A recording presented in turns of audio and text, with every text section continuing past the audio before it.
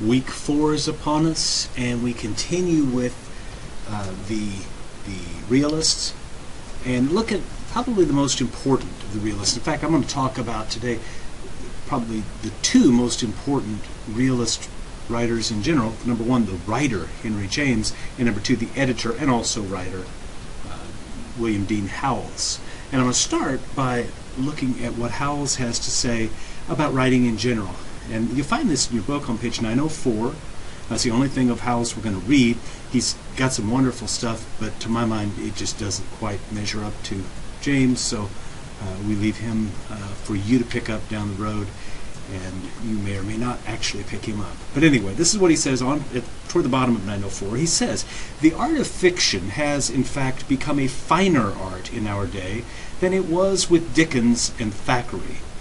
We would not suffer the confidential attitude of the latter," it's Thackeray, "nor the mannerism of the former, any more than we could endure the prolixity of Richardson or the coarseness of Fielding.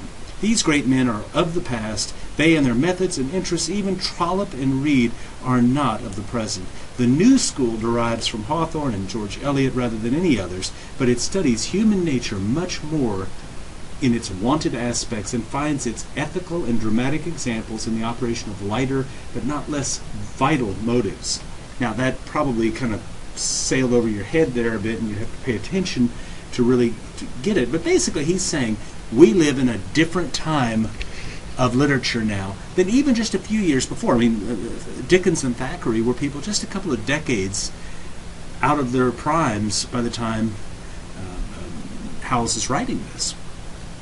He speaks of the mannerism of Dickens, and if you think about it, mannerism, he's basically talking the exaggeration, the sort of the posing, almost the melodramatic nature of some of his works, and that is fair to Dickens. I mean, Dickens can be presented in film in a very realistic way, but when you read it, stories like Oliver Twist, Christmas Carol, Great Expectations, they are very much cartoonish characters, and they're wonderful cartoonish characters, but they're not realistic in the sense that people like Howells and James and their school thought it should be.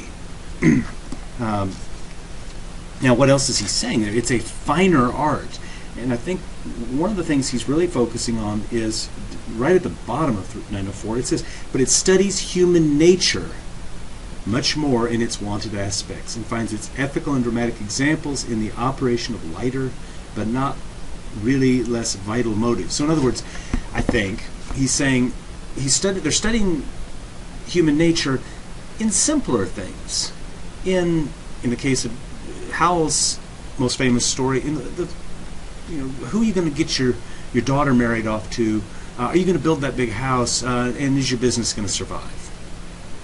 Those are not the same sorts of things, the same sorts of great adventures are you going to kill the white whale or not, or is the white whale going to kill you?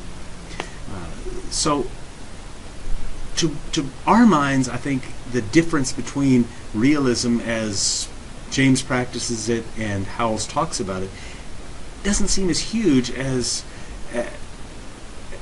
to us. What am I trying to say? The difference between that and then Dickens, for example, is not as huge as it seems to Howells, but to him it's something very real. We're going to read Daisy Miller today, and as I said in the course materials, Daisy Miller is a dramatic story, but it's not a story that has no white whale, no dramatic deathbed confession, nobody's put in prison. Somebody does die, but it's a kind of no big thing death. We don't even get to see the death. We just get to see the funeral. And really there's not even a sense of the main character, if it's Winterbourne and not Daisy, really coming to any realization. It's just a story that happens, and we're left to draw our own conclusions from it. So I hope you enjoy Daisy Miller. If you don't, I hope you endure it. And if you are drawn to traveling in Europe, at least, you can check out my little video, or not video, but my map that on Google Maps and maybe Google some of those places and see them, and you could think, ah, gee, I wish I could go to Rome. But short of that, I don't know. At least you endured it, right? Okay, have a great week, and I will talk to you soon.